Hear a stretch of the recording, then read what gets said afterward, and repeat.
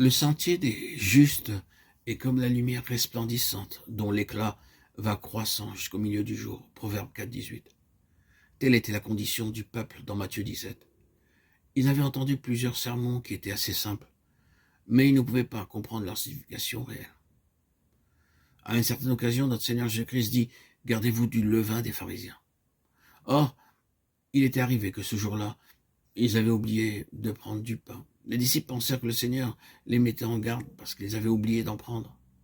Bien souvent, ils ne comprenaient pas ce qu'il disait. De même, vous pouvez entendre beaucoup de sermons, mais les paroles ne deviennent pas votre expérience quotidienne.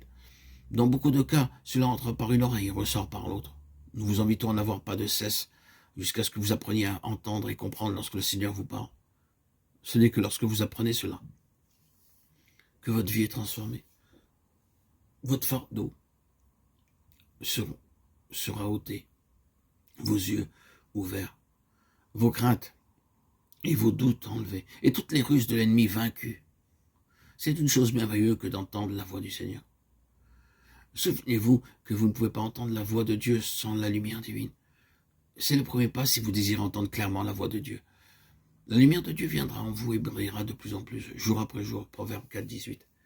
La lumière peut venir en vous comme un petit rayon, mais elle deviendra de plus en plus brillante alors que vous lui obéirez. Sans la lumière divine, vous ne pouvez pas connaître, voir ou entendre Dieu.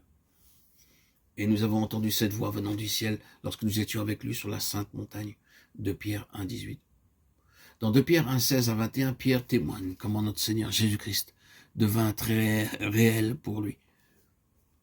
Dans son épître, Pierre témoigne qu'il ne suivait pas des fables séduisantes. Sur la montagne, ils virent la gloire du Seigneur Jésus-Christ, entendirent la voix de Dieu. Et cette voix les changea complètement. 2 Pierre 1, 18. Pierre déclare en quelque sorte, ne pensez pas que nous sommes les seuls qui ont eu le privilège d'entendre la voix de Dieu. Vous pouvez penser dans vos cœurs, Pierre, c'était un privilège pour toi d'être sur la montagne et de voir sa gloire et la transfiguration. Mais qu'en est-il d'hommes tels que nous? Comment pouvons-nous entendre sa voix et voir sa gloire? Cela a pu être vrai dans ce temps-là, mais les hommes de notre époque ne peuvent pas entendre sa voix. Nous trouvons dans la réponse dans 2 Pierre 1, 19, et nous tenons pour d'autant plus certaine la parole prophétique à laquelle vous faites bien de prêter attention, comme à une lampe qui brûle dans un lieu obscur, jusqu'à ce que le jour vienne apparaître et que l'étoile du matin se lève dans vos cœurs.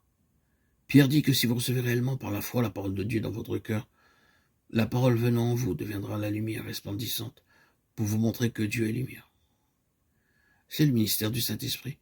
Dans la parole de Dieu, nous nous voyons tels que nous sommes. Puis, nous voyons Dieu dans son véritable amour et dans sa gloire.